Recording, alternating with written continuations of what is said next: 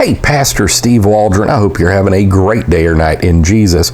We're on the UASV. This is the updated American Standard Version Bible.org.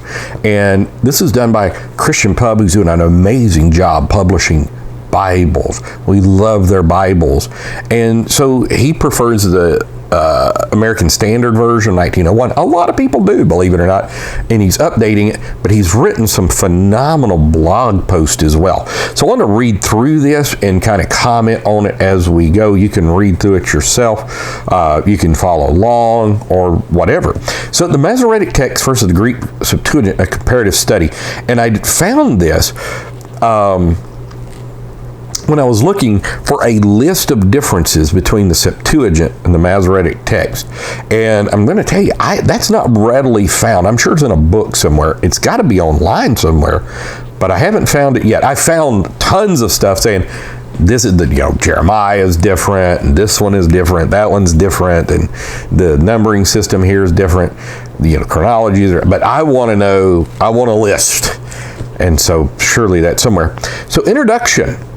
In the realm of biblical studies, two primary textual traditions stand at the forefront when considering the Old Testament, the Masoretic text and the Septuagint.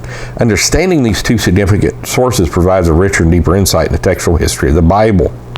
So the Masoretic text is the authoritative Hebrew text of the Old Testament for Rabbinic Judaism. It gets its name from the Masoretes, Jewish scribes and scholars, working between the 7th and 10th centuries CE, I would say AD, dedicated to preserving the text of the Hebrew Bible. I would say the Masoretes actually predate that just a little bit. They're in the Galilee area. Key features of the Masoretic text: they sought to maintain the original text while adding a system of vowels and accents to standardize pronunciation and interpretation, as the original Hebrew was only written in consonants. The Masoretic text also includes the Masorah marginal notes, serving as a guide to reading and understanding the text, which is fantastic. So the MT is foundational for modern translations of the Old Testament due to its presumed fidelity, according to him, to the original text. Most complete and oldest extant version, the Leningrad Codex, date to 1008 AD. Now remember, they found like a portion of Leviticus and then Gede scrolls from like 200s AD that is identical to the Masoretic text, identical, as is an Isaiah. From about 80% of the Dead Sea Scrolls, not just Isaiah, are Masoretic in some form. So the Septuagint is a Greek translation produced between 280 and 150 BC. And now that's just not true. Portions of it were. The leading scholarship, like in Lexham, Septuagint, it goes into that's just not the way it has occurred. So the LXX includes several books not found in the Hebrew Bible, known as Deuterocanonical or Apocrypha. The LXX was created to meet the needs of Greek-speaking Jews in Egypt who were no longer fluent in Hebrew. So the role of the Septuagint, prominent place in Christian history, is the version of the Old Testament most commonly used by New Testament writers, evident in their citations of Old Testament passages. Significant, extensive influence of early Christian thought, development of Christian theology. So here's some of the discrepancies. Discrepancies between the Masoretic and the Septuagint due to translation differences, various source texts, scribal errors. Jeremiah's text in the LXX is considerably shorter from the MT Masoretic text. Theological implications. Some would say that the Masoretic text wrote out prophecies of Jesus.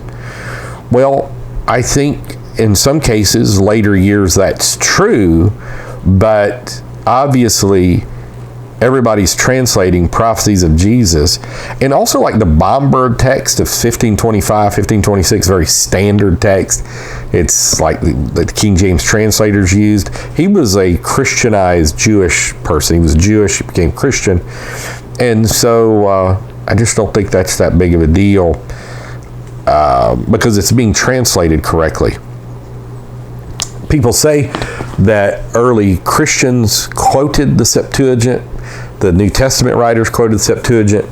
That is debated heavily back and forth. There is a school of thought, maybe even Paul Cale, but many others, Daniels, Ruckman, others, that Nolan Jones, that they actually they were distressed that the New Testament writers would like targum the Old Testament, like just quote what it means but not say it verbatim, like people do constantly all the time, and it's called targum.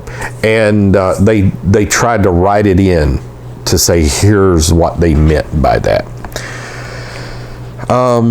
So weighing the difference between the Masoretic and the Septuagint, the primary weight of external evidence generally goes to the original language manuscripts. The Codex Leningrad B19A and the Aleppo Codex are almost always preferred in the Old Testament textual criticism.